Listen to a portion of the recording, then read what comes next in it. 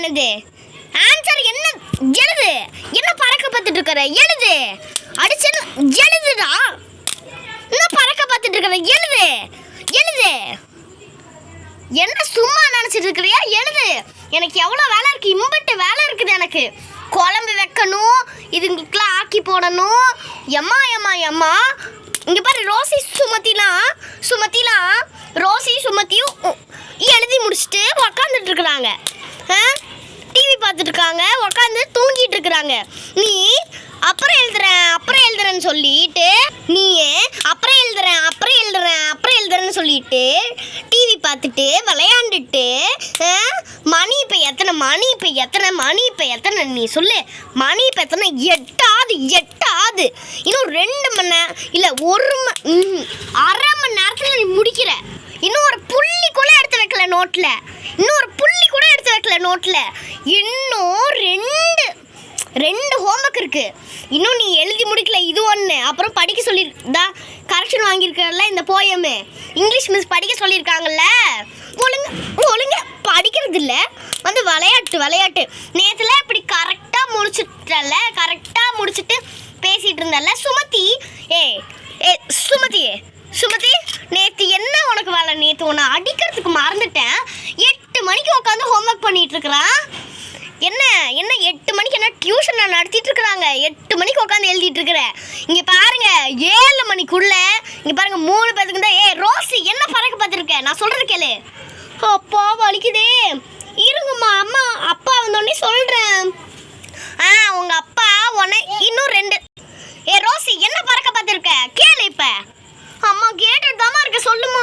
அச்சச்சோ நான் வர பெட்டு கீழே வந்து ஒரு சைடாக உட்காந்துட்டு இருக்கிற. அம்மா சீக்கிரம் சொல்லுங்கம்மா. இங்கே பாருங்க 7 மணிக்குள்ள இதுக்கப்புறம் ஹோம்ஒர்க் பண்ணுறீங்க. 7 மணிக்கு மேலே 8 மணி 9 மணி 10 மணி தூங்குறப்ப எவனாச்சும் ஹோம்ஒர்க் பண்ணீங்க வேணுது போடுவேன். ஆமாம், என்ன நினச்சிட்டு இருக்கிறீங்க?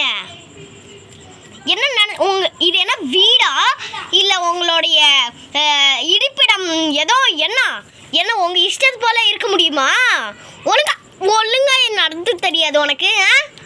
இதுக்கப்புறம் 8 மணிக்கு மேலே எவனாச்சும் ஹோம்ஒர்க் நோட்டை எடுத்து கீழே வந்து என்கிட்ட சொல்லித்தாமா அப்படின்னு கேட்டேன்னு வைங்க, 3 பேத்துக்கும் ஒருத்தர் கேட்டாலே 3 பேத்துக்கும் கை காமி படுத்துக்கிட்டே இருக்கிறேன். 3 பேத்துக்கும் செம்மடி. என்ன பாலு ரொம்ப ஆக்ட் விடாத.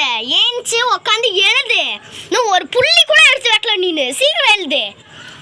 மணி இப்போ 8:30. ஒழுங்கா இப்போ எந்திரிச்சு வந்து எழுது. இங்கே பாரு, நான் குழம்பு வைக்க போகிறேன் இப்போ நைட்டுக்கு. நான் குழம்பு முடிச்சு தோசை ஊற்றி எடுத்துகிட்டு வந்து இப்போ சாப்பிட்ற பாலு அப்படின்னு சொன்னேன்னு வை. அம்மா ஹோம்ஒர்க் எழுதி முடிச்சுட்டு சாப்பிட்றேம்மா அப்படின்னு சொன்னேன்னு வை, கையை காலை உடச்சிடுவோம் பார்த்துக்கோ. இதுக்கப்புறமேட்டு 3 பேத்துக்கும் தான் சொல்கிறேன். இதுக்கப்புறமேட்டு 3 பேத்துக்கும் 8 மணிக்குள்ளே ஹோம்ஒர்க்கை முடிக்கிறீங்க. புரிஞ்சுதா பாலு? நான் குழம்பு ஆக்கி இப்போ தோசை ஊற்றிட்டு வந்து கூப்பிடுவேன். அப்போ மட்டும் நீ ஹோம்ஒர்க் பண்ணிகிட்டு இருந்த என்ன ஆகும்னா எனக்கு தெரியாது, சொல்லிட்டேன். நான் இப்போ போய் குழம்பு வைக்கிறேன். அம்மா இதுங்கிட்ட கத்தி உயிர் வாங்கி சாவறேன். நம்ம போய் குழம்பு வைக்கிறேன். நான் குழம்பு வச்சு தோசை ஊற்றி முடிக்கிறதுக்குள்ளே நீ எழுதி படித்து முடிக்கிற. நான் வந்து கொஸ்டின் கேட்பேன். ஆமாம், என்ன விளையாட்ட நினச்சிட்டு இருக்கிறீங்கல்லாம்? உட்காந்து எழுதுடா, ஆக்டிங் கூடாத. என்ன ஆக்டிங் கூடாத, அப்படியே வலிக்கிற மாதிரி. அப்போ வந்து உட்காந்து எழுது. ஒரு புள்ளி கூட எடுத்து வைக்கல நீனு. வந்து எழுதுவா. ரொம்ப வலிக்குதுமா. ஆமாம், நீ பண்ண காரியத்துக்கு இதை விட மேலே அடிச்சிருக்கணும். நான் தான் விட்டுட்டேன். வந்து எழுதுடா, வாடா. அம்மா இப்போ அம்மா ரொம்மான்னு வந்தேன். இங்கே பாரு, குச்சி இங்கே இருக்கு. இப்படி தான் அடிப்பேன் நான். ஒழுங்காக எழுதுறேன் இப்போ நான் சொல்லிட்டேன். சரிம்மா நான் எழுதுறேன் டக்குன்னு. பாலு என்னடா அம்மா கிட்ட செம்மையாக திட்டு வாங்கினியா?